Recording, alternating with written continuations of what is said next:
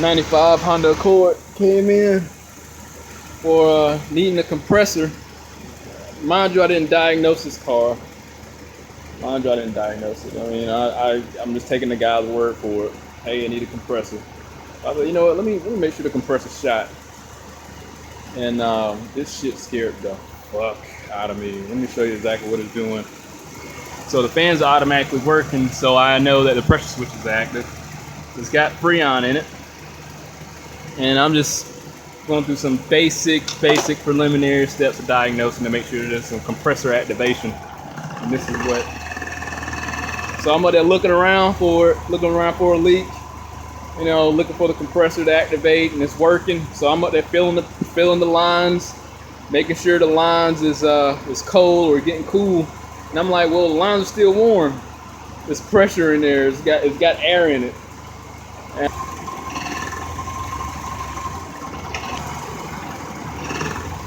I don't know if it's gonna do it.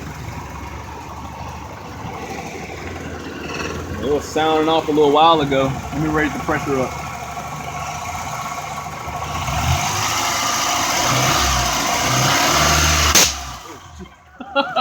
Shit, get the fuck out of me. I don't know what the hell that is. There you go. Oh gosh, what the fuck? I think it's coming from, it sounds like a line is ruptured. Under grand pressure, it just can't take it and it'll just blow out. So I'm thinking that's what's happening. Thing is, I gotta figure out where the fuck it's coming from. I'm gonna try to get it to do it again. See what happens.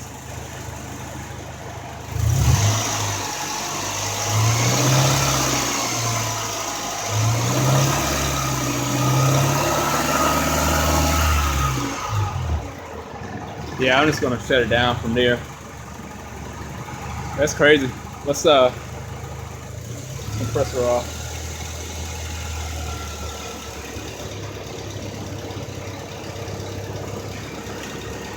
Well, despite the compressor operating, despite the low pressure being sufficient, so that could be like an obstruction in the system. But normally obstructions will cause cycling issues, like the low side would not come in as rapid. But as far as the high side being close to 500 and the low side being normal, it shows there's something potentially obstructed on the high side. I mean, expansion valve, I wonder if that could cause that. If there's an abnormal blockage where there's no relief. You know, so the compressor, the thing is, I mean, I could change the compressor as the request of him, but I don't think that'll resolve the problem. But I'm still going to do it because he requested it. I just don't think it'll work because the compressor is just the pump, and if it can supply adequate pressure on the high side, 500 psi, that's a hell of a pump. If the low side is low, it's not like there's any type of backfeed or anything. So I don't think there's any pressure issue with the pump. I think there's probably some type of obstruction in the system, like the expansion valve is going to be the culprit. Issue with the condenser, potentially an obstruction with that. Like I was saying, it's just a pump. I mean, I don't see how it could create high side pressure to be so elevated. You know, because it's pulling, which is causing the low side to achieve normal pressures. It's cycling on the low side, which shows that, you know, it's capable. There's no issues from the expansion valve to the compressor, but for some strange reason, from the high side on out, going back to the expansion valve, there's a problem, and it's creating these astronomical numbers. And I wonder if I guess that's a relief valve on the condenser. I don't know. I'm just assuming. I did assume that it was,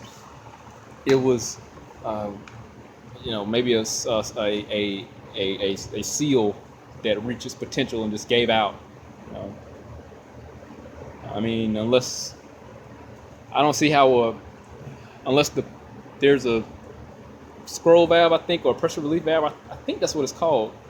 That pressure relief. There's a pressure valve on the compressor that could be getting so high that it relieves itself. But only way to find out, I can pull the new compressor out, take a look at it, and I know there's a valve on back of it. So I pull out the new compressor here, and it's gonna look a damn thing like the one that's on here. But I tell you what,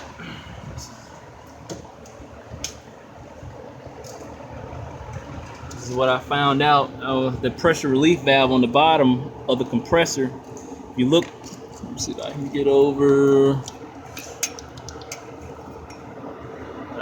See that little nipple sticking out? Point it right there.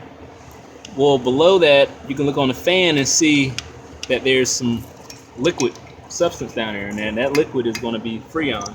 So I was correct that there's the pressure relief valve on the compressor is leaking. So it's the issue though. I don't think this compressor is going to go on there. So after like 20 minutes of trying to figure out where that compressor comes from, I just went ahead and called the customer back and was like, hey, what's going on? When did it stop working? What happened? What's the story on it? So the reason why we're here right now, just from speculation from him, wanting to put the compressor on because he thought it was that.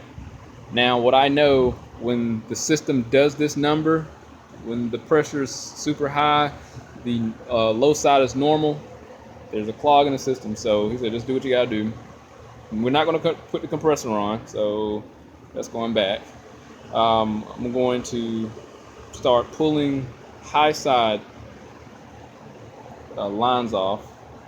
I'm going to pull that one off after I evacuate the system.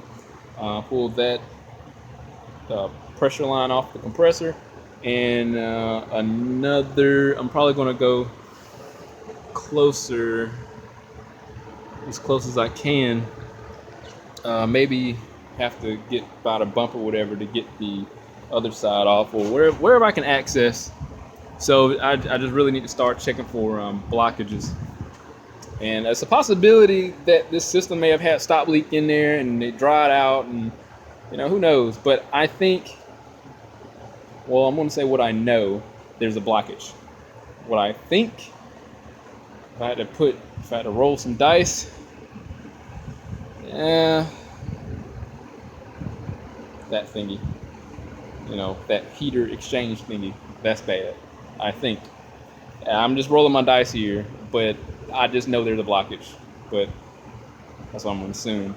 Anyway, what I want to do, I'm going to have to probably design some things to get some air flowing, maybe I got a trigger, a gun nozzle thingamabob. I can put my air compressor and just start blowing through the lines and see how the flow is. And other than that, I want to get right to it and figure out what I want to do and how I want to go about this.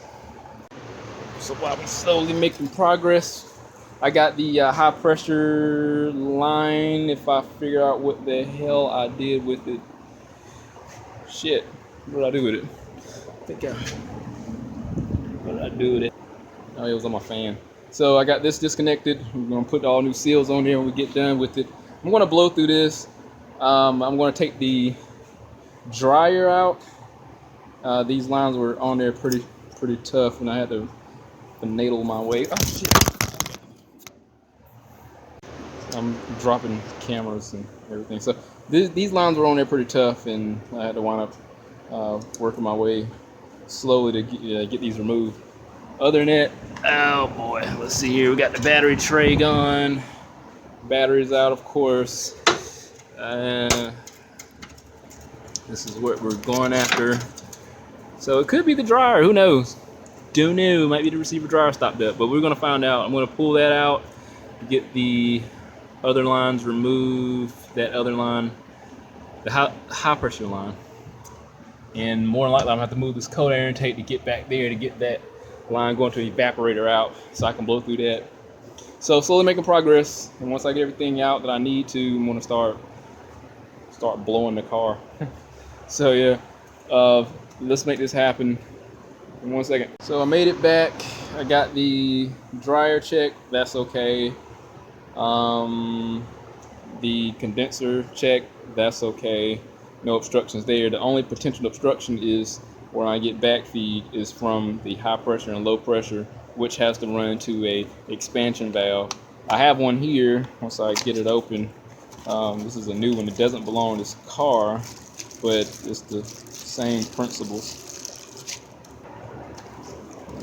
Here we go. This is an expansion valve. What happens, you got the low side here that goes through a thermo control pintle. This is what should happen. And the fuel, not the fuel, but the freon gets atomized and creates the cold temperatures. So what I'm assuming that's happening is the reason why I was getting some back pressure here. Either this is defective or there's some blockage in the evaporator itself, which will require disassembly of and removal of the evaporator to access this expansion valve here. So as far as I made it back, that's where I'm stopped at. It could be a faulty block because of its inability to properly regulate temperature. So we'll either way, this is going to be but the potential cause of this pressure being extremely high, or it's going to be the evaporator that's sitting inside of the vehicle there. So I'm going to let the customer know because it's going to get more extensive than what I got disassembled now, and see what he want to do. We'll find out his course of action. What I got. So we are out now. I got the evaporator housing removed. What I'm going to do is get access to the expansion valve. It's not going to look exactly the same as the one I showed you, but it has the same principles in a way. So let's get this disassembled. This took about 30 minutes to get out. I mean, it took the power steering out. Not power steering. I can't think straight. Took the cruise control out and used a series of wrenches to get the lines loose. Interior, just a 10 millimeter, and a cross thingy that turns of Phillips. So other than that, this is out 30 minutes later. Let me get this disassembled. In the meantime, I'm going to pressure test the evaporator core while I got it out, and this will confirm if the evaporator stopped up or if I need to go ahead and replace that expansion valve. Here we go. Here's the old school expansion valve here. Let's focus in there. So we got it going to the high side and atomizing the freon to the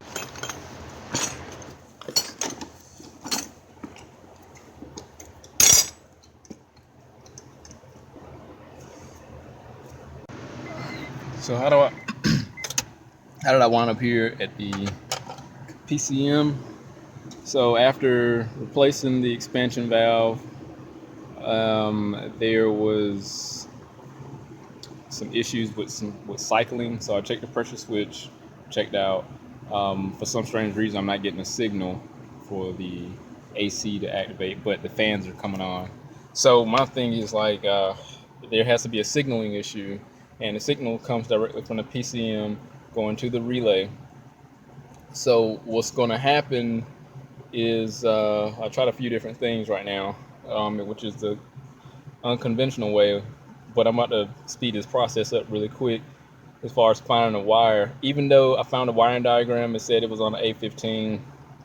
If you're ever having trouble trying to find a wire and you're dealing with wiring issues, one thing you can do is send bias voltage through that signal, assuming it's only one circuit. Now you can do it and they have multiple circuits. What do I mean by that? By sending bias voltage, what you're sending is a artificial current. So it has a volt number, but it doesn't have any like viable amperage where you could short something out. So long story short, like taking a voltmeter and testing a light bulb, one end of the light bulb, the circuit, you're connecting the circuit there, but there's no usable amperage. Long story short. So, but what I'm gonna do is get my test light. So I found my wire here. I'm gonna take my test light, if I can figure out what the hell I put it. Alright, so I got my alligator clamp connected to the positive, and the lead actually going to the wire I need to find the 12 volts going to. So what I'm gonna do basically is connect the circuit by grounding out one side of the voltmeter and piercing or checking every individual connector on the connector itself going to the PCM. And I should be able to find 12 volts. And when I do, then I know I'm on the right wire. Now, this is a test ensuring that you may or may not have a broken wire. Now, if you check all this and there's no 12 volts present, even though the wiring diagram confirms that there is a signal going from the PCM directly to that source, so potentially you could have a broken circuit or an inaccurate wiring diagram, but more than likely you probably have a broken wire, so incomplete circuit there. So let me get to checking and I'll see what I come up with. All right, I found it. It was the wire I was testing, but unfortunately it wasn't. I don't think it was the one that was displayed on the wiring diagram. Either way, I found a wire that actually matches the same wire that I'm testing. Don't mind the negative, I just got it hooked up wrong. I just need a volt signal. Now to confirm this, what I'm going to do is disconnect my test light. Simply do this. And it goes to 0. So what I'm gonna do with this, since I'm on the signal wire, it's supposed to ground out. So I could take that 12 volts, like put it back on there, and I'll show you real quick. So I got my test light hooked back on positive. I've managed to bring my test light in here, and since I'm on the wire I have as far for the signal wire to the AC relay, I'm going to start the car up, and I can activate and deactivate the AC signal and see if my test light lights up or not. If it don't light up, then I know that there's an issue with the grounding inside that PCM. So I got it hooked up 2 ways. Now I normally do this when I do a resistance value test from the wire, and normally I get like 2,000 ohms. But I didn't get any type of resistance value. So I've got the car running, and I've got the AC on. Now here's what's happening. The car is generating voltage at that signal wire there. It's supposed to be supplying a ground voltage. Even when I put my test light here, it's not even lighting up. So there's likely something shorted out inside the PCM, preventing the, see, I cut it off, the voltage dropped, so it's likely a fault in the PCM preventing the computer from sending a ground signal to the relay to activate the compressor. Unfortunately, even though the car was working, things like this happen. The car is going to need a PCM. So, all right, everything replaced. This is our new pressures. We got 210 on the high side and 42 on the low side. Interior's ice cold. In case you're wondering what I did as far as the computer needing to be replaced and the AC not working, it's a temporary fix.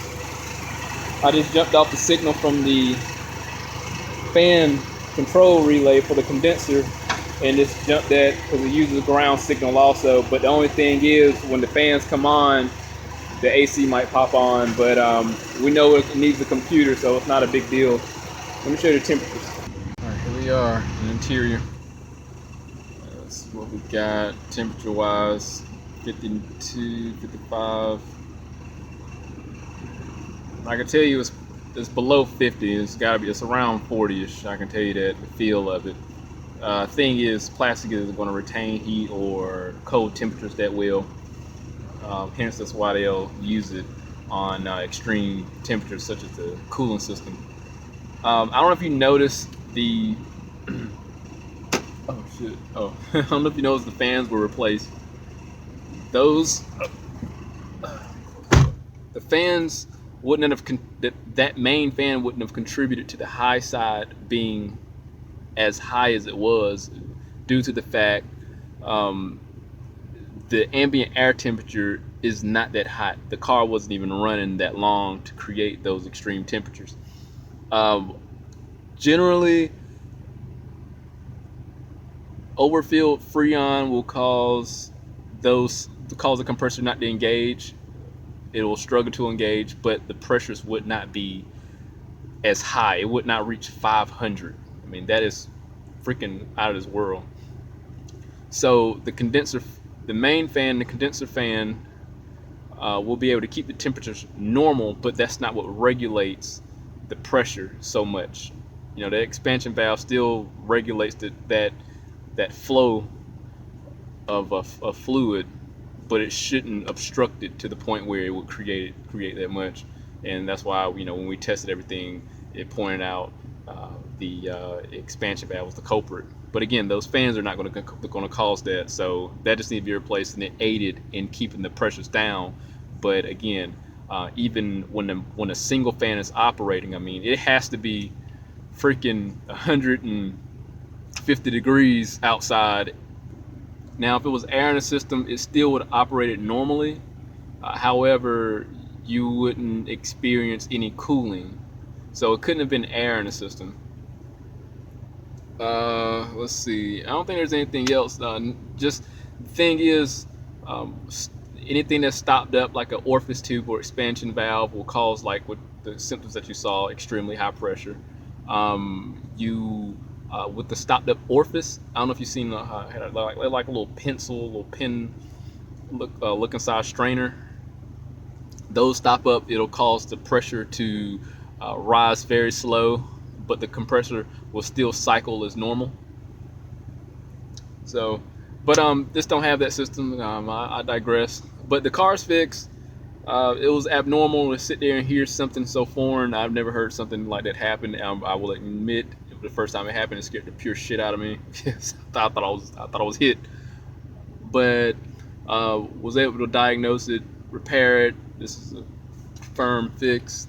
And let's see, we got temperature still is going down, but you know, I know what it feels like. I'm feeling good up in here. Yeah, so on to the next one.